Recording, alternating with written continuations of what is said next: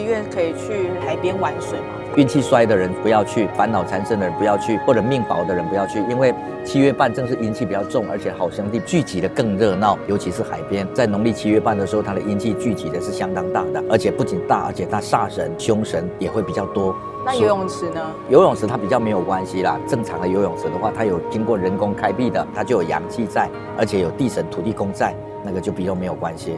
对，所以宜兰的现在童万节可以去，有安全的守护人员，这个安全方向没有关系，因为有人看护着，除非那里以前发生过凶案，或者除非那里以前曾经遇过遇难的，除非这样，因为有遇过遇难的，如果没有做好善后的妥善的话，它比较会带来煞气，而且会成为一种捉交替，它会形成这样。但如果不是的话，是属于人工开辟的运动场、游乐场的话，那没有关系。关注陈老师，为你人生解惑。